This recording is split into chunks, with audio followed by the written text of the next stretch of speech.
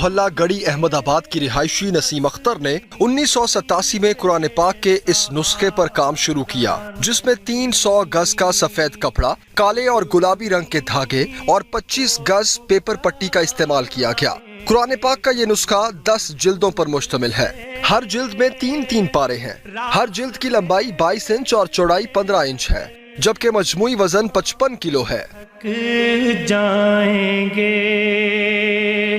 بزرگ خاتون نسیم اختر کا کہنا ہے کہ قرآن پاک کے اس نسخے کی ڈبل کڑھائی کے لیے انہوں نے کسی کی مدد حاصل نہیں کی، بلکہ اللہ تعالیٰ کی نصرت کے ساتھ ان کا حوصلہ بڑھتا گیا اور انہوں نے کڑھائی کے لیے باوضو رہتے ہوئے اسے مکمل کیا۔ بے سہارا نہیں۔ جب میں نے شروع کیا تھا تو اس وقت میں نے یہی سوچا تھا کہ یہ میں مدینہ شریف کی لائبریری میں لے کے جاؤں گی اپنے پاکستان کی طرف سے۔ بلا شبہ 724 صفحات پر مشتمل یہ نسخہ نسیم اختر کی دین سے محبت کی ایک روشن مثال ہے۔ اب حکومت ان کی کاوش کی حوصلہ افزائی کرتے ہوئے نسیم اختر کا یہ نسخہ مدینہ منورہ کی لائبریری میں رکھنے کی خواہش کو پورا کرے۔ Abdul Sattar Mirza, express news.